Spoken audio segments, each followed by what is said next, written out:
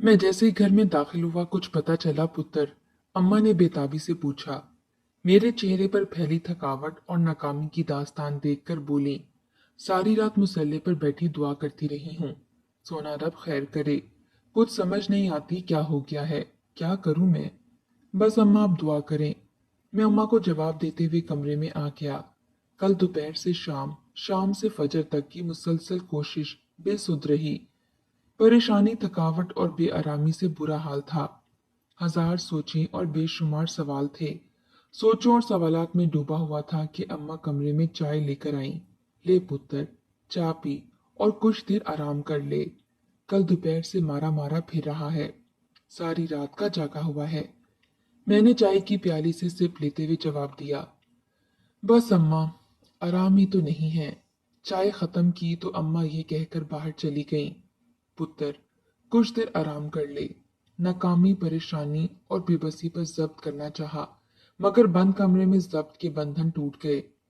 अश्क आंखों से सावन की तरह बरसने लगे। मैं आंखों पर हाथ रखकर सोचों के समुंदर में डूबा रहा। गांव का चप्पा चप्पा छान मारा था। मुझ समय तमाम लोग हैरान परेशान थे। समझ नहीं आती थी कि जमीन खा गई थी या आसमान निकल गया था। अजीब बेबसी का एहसास हो रहा था। काश ऐसा ना होता। काश मुझ पर जिम्मेदारी ना होती। ये जिम्मेदारी मेरे कंधों पर कैसे आई थी? गुजरे 9 साल के सारे मनाजिर आंखों के सामने गर्दिश कर रहे थे। मेरी और साजिद की गहरी दोस्ती थी, क्योंकि मेरी अम्मी और साजिद की अम्मी की आपस में गहरी, बहुत गहरी दोस्ती थी, बल्कि आपस में सगी बहनों जैसा प्यार था। हम दोनों बचपन से इकट्ठे स्कूल जाते थे, क्योंकि हमारे घर भी करीब थे। हमारी माओ की तरह हमारे टीचर्स को भी हमारी जोड़ी पसंद थी। पढ़ाई में हम दोनों तेज थे। एक दूसरे पर सबकत ले जाने की जुस्तजू में शौक से पढ़ते और मजीद मेहनत करते। 8वीं के इम्तिहान में 2 माह बाकी थे। टीचर्स हम दोनों को वजीफे के इम्तिहान के लिए भरपूर तैयारी करवा रहे थे। हमारे बारे में सब टीचर्स की राय थी कि हम दोनों जरूर वजीफा हासिल करेंगे, स्कूल का नाम भी रोशन करेंगे। हमारे इरादे बुलंद और आंखों में ढेरों ख्वाब थे। हम ख्वाबों को तबीर में बदलने का अज़म रखते थे। हमारी तैयारी अरूज पर थी, मगर वो हो गया जो हमारे वहमो गुमान में भी नहीं था। साजिद के बाप का कत्ल हो गया। पुरानी दुश्मनी चली आ रही थी। वो दुश्मनी की भीड़ चढ़ गया। देहातों में अक्सर खानदानों को दुश्मनियां विरासत में मिलती हैं, जो आने वाली नस्लों को तबाह बर्बाद करती रहती हैं। एक क्यामत थी जो टूटी थी, और इसमें बहुत कुछ टूट गया। साजिद घर के मामलात में उलझ गया। वो बड़ा था, इससे छोटी 4 बहनें थीं। इसने अपने कुछ दूर पार के रिश्तेदारों, नंबरदारों से मिलकर केस चलाया। इसका कोई खास करीबी रिश्तेदार तो था नहीं जो मदद को आता। इसी दौरान इम्तिहान आ गया। मैंने बारहा कहा कि इम्तिहान में बैठो, मगर वो अपने घरेलू मसाइल में उलझा रहा और इम्तिहान में ना बैठा। मेरे सारे पर्चे अच्छे हुए थे। रिजल्ट मेरी तवक्का के ऐन मुताबिक आया। मुझे वजीफा मिला। सब टीचर्स बहुत खुश थे। जब ये खुशखबरी अम्मा को सुनाई तो अम्मा भी बहुत खुश हुई और कहने लगी, पुत्र, ये मेरी दरबारों और मिजारों पर मानी मन्नतों का नतीजा है। अम्मा, मेरी मेहनत कहाँ गई? मेरे सर पर शफकत से हाथ फेर कर अम्मा कहने लगी, पुत्र, इंसान मेहनत करता है और अल्लाह फल देता है। इंसान को वही कुछ मिलता है जिसकी वो कोशिश करता है। साजिद केस में उलझा रहा कि इसकी पैरवी के लिए घर की कोई ना कोई चीज बिकती रहती थी। जब इसको मेरे रिजल्ट का पता चला तो वो बहुत खुश हुआ।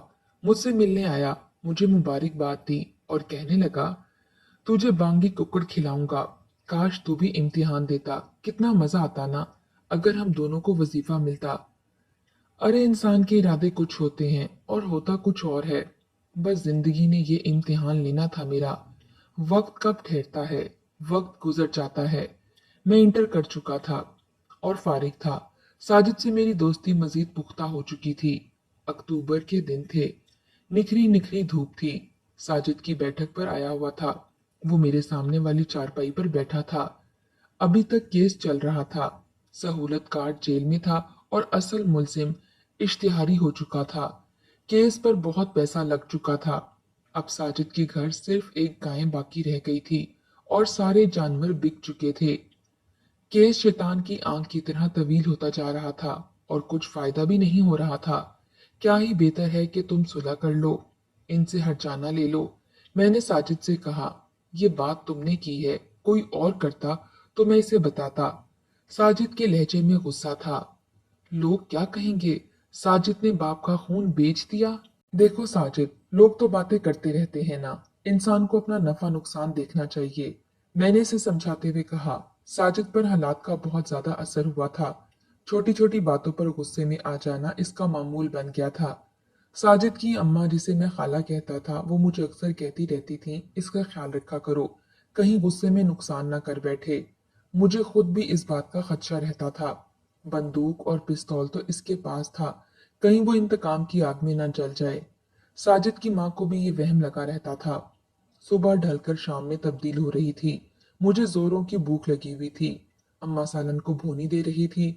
भूनी की खुशबू नथनों से टकराकर भूख और बढ़ा रही थी। हयाती बहन, खैर न लाई है? अम्मा ने साजिद की माँ से पूछा। बहन, न्याज पकाई थी, गुड़ वाले चावल देने आई हूँ। खाला हयाता जवाब देते हुए चारपाई पर मेरे सिरहाने बैठ गई। पुत्र, तेरी बातों का साजिद पर असर हुआ है, इसे मजीद समझा, ये रोले चंगे नहीं होते। पहले सर का ताज गया, इस पर डर लगा रहता है कि कहीं आंखों का तारा ना इस भैड़ी दुश्मनी की नजर हो जाए। अकेली जनानी और 4 बेटियों की माँ हूँ। जिंदड़ी को रोक और दिमाग को सोचे खा गई हैं। वो दर्द रसीदा लहजे में बताती और हाथ से आंखों का पानी साफ करती रहती। खाला को परेशान देखकर मेरा कलेजा कट रहा था। काश मेरे बस में होता तो सारे जहां की खुशियां खाला के कदमों में ढेर कर देता। पुत्र, तू चावल खा, मैं भी क्या अपने गमों की पटारी खोलकर बैठ गई हूँ। खाला ने ये कहते हुए चावल की बड़ी सी पतीली वाली परात मेरे सामने रख दी। मैं, अम्मा और खाला मिलकर चावल खाने लगे। चावल बड़े मजेदार थे। खाला ने थोड़ी देर बाद हाथ रोक लिया। अम्मा भी उठकर चूल्हे चौकी करने चली गई। मैं चावल खाता और खाला से बातें करता रहा, तसल्ली देता रहा और अच्छे दिनों की आस दिलाता रहा। ये आज भी कितनी अजीब चीज है, इंसान सारी जिंदगी अच्छे दिनों की आस में इसे गुजार देता है। सूरज मगरिब की पनाह में गुम हो रहा था। मैं और साजिद दरियाए सिंध के मशरकी किनारे पर बैठे बातें कर रहे थे। मेरा मौजू वही था कि अब खानदानी दुश्मनी को खत्म करके अमन शांति के साथ जीना चाहिए। कुछ मोअज़्ज़िज़ लोग चाहते थे कि सुलह हो जाए, पर मेरे बाप का क्या कसूर था? कत्ल तो मेरे दादा ने किया था ना। मेरा बाप तो शराफत की जिंदगी गुजार रहा था। साजिद खिलाफ तवक्का आज नरम लहजे में मुझसे बात कर रहा था कि इस पर इतना पैसा लगा है, मगर क्या नतीजा निकला। बात तो तुम्हारी ठीक है, मैं कुछ सोचता हूँ। साजिद ने गहरी सांस लेते हुए जवाब दिया। इसी दौरान मस्जिद से अजान की सदा बुलंद हुई, तो हम उठकर मस्जिद की तरफ चल दिए। नमाज पढ़कर घर की जानिब आ रहे थे। साजिद गुमसुम सा था। जैसे ही मोड़ मुड़े, सीधा माछी नशे में धुत साजिद से टकरा गया। ओए, अंधे है क्या? देखकर नहीं चल सकता क्या? साजिद ने गुस्से से पूछा। अंधा तो तू है, तेरे बाप का खून कितने चाट गए, तुझे कातिल तो नजर नहीं आते?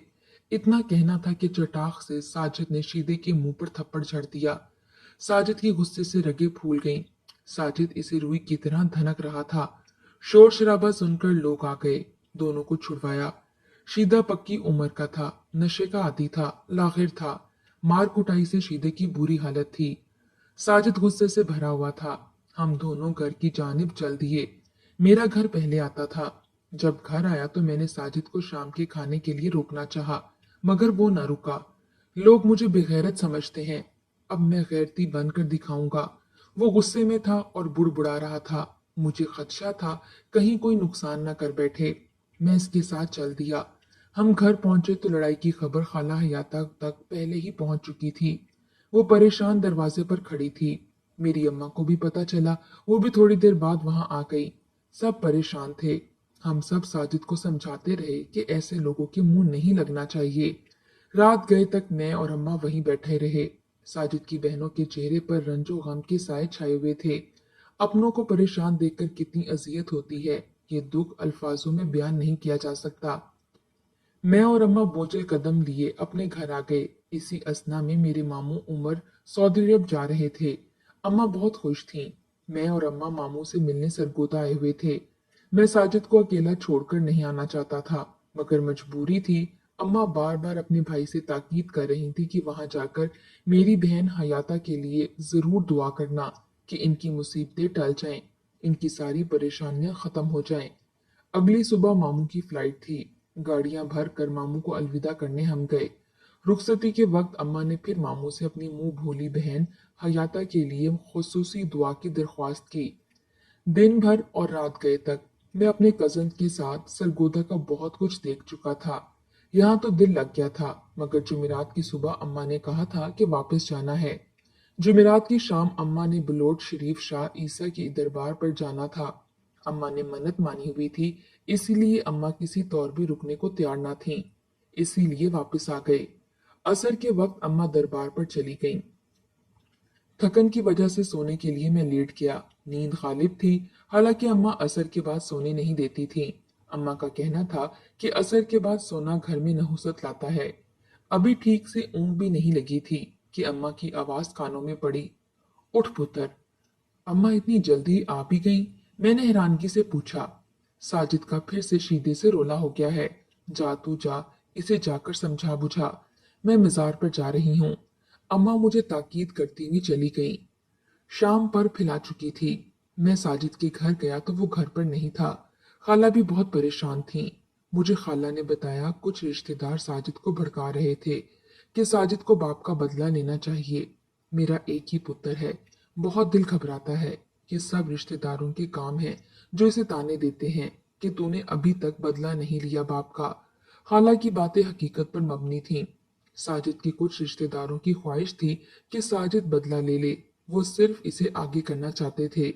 ये भी एक अलमिया है खानदानी दुश्मनियों का। लोग खत्म करवाने में किरदार अदा नहीं करते जितना इनको आगे बढ़ाने में पेश पेश होते हैं। खाला बहुत बेचैन और बेकरार थीं। साजिद अभी तक घर नहीं लौटा था।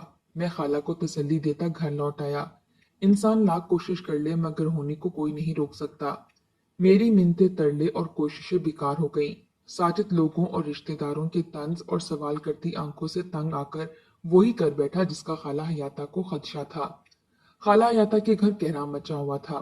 साजिद बाप का बदला लेकर फरार हो गया था। थाने में इसके खिलाफ एफआईआर करवाई जा चुकी थी। पुलिस खाला हयाता के घर चक्कर लगा रही थी। 4 दिन गुजर चुके थे। साजिद का कुछ पता नहीं था कि वो कहाँ चला गया है। कत्ल के बाद कुछ लोगों ने इसे दरियाए सिंध के कच्चे की तरफ जाते देखा था। खाला पुलिस के रोज रोज के चक्करों से तंग थी।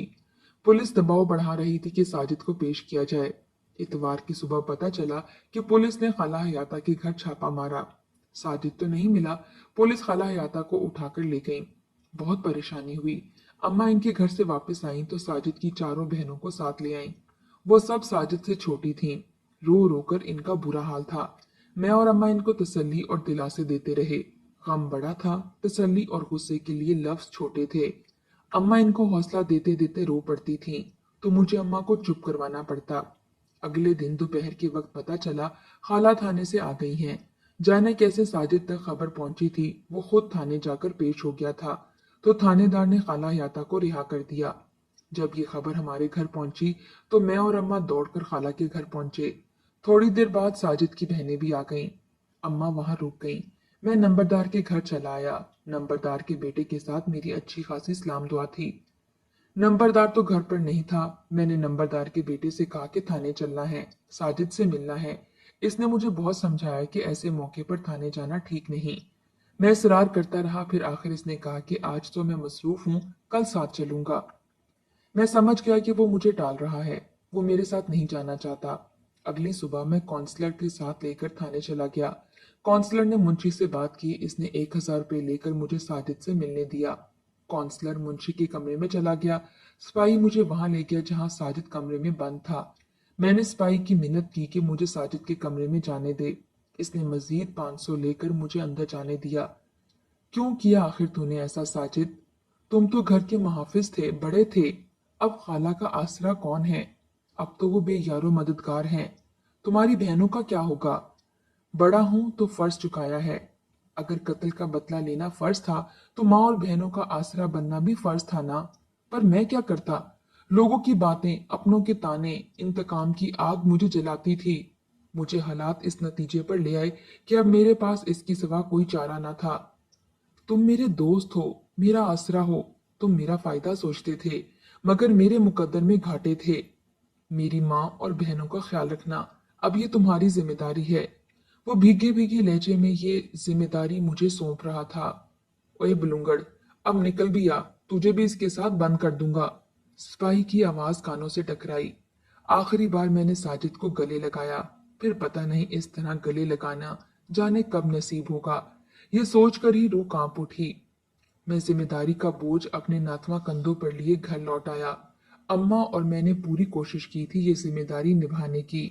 सब कुछ ठीक चल रहा था कि ये आफत आन पड़ी। सुकून चैन सब गारत हो गया। कल स्कूल से वापस सरवत घर नहीं पहुंची थी। पूरा गांव छान मारा। सब लोग हैरान परेशान थे। गांव में खौफ फैला हुआ था।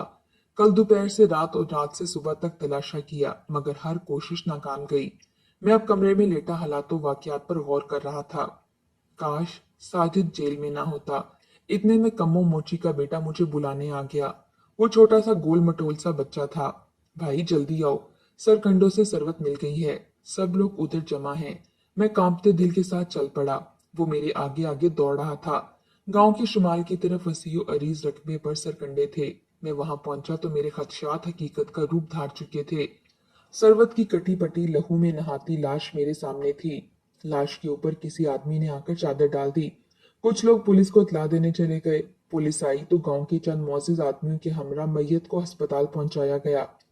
जरूरी कार्रवाई के बाद इशा के बाद लाश हमारे हवाले की गई। रात को ही मुंह दिखाने के लिए मियां वाली सेंट्रल जेल लाश को ले गए। साजिद अपनी बहन की लाश देखकर सलाखों पर टकरे मार मार कर रोता रहा। अगली सुबह जनाजा हुआ। अपनी मुंह भोली फूल सी बहन की कब्रिस्तान में तदफीन हुई। इस मौके पर साजिद की कमी शिद्दत से बहुत महसूस की। दोपहर को पोस्टमार्टम रिपोर्ट मिल गई। जाने वो कौन से जालिम दरिंदे थे जिन्होंने इज्तमाही ज्यादती से मासूम सी कली को नोच डाला था। दीन से दूरी है या पता नहीं क्या वजह, हमारा माशरा बेहिस हो गया है। पहले तो लोग इस कदर जालिम और संगदिल ना थे। पहले तो इस तरह मासूम बच्ची से ज्यादती का केस कभी नहीं सुना था। एक क्यामत थी जो गुजरी, जाने मेरा कलेजा क्यों नहीं फटा। इस सितम के बाद मैं कैसे उठा के जिंदा हूँ। मैं सोचता और दिल रोता। बहुत तलाश किए मगर वो जालिम दरिंदे इंसान नहीं मिले। अगर मिल जाते तो इन्हें मैं चीर देता। इनको जिंदा रहने का कोई हक नहीं था।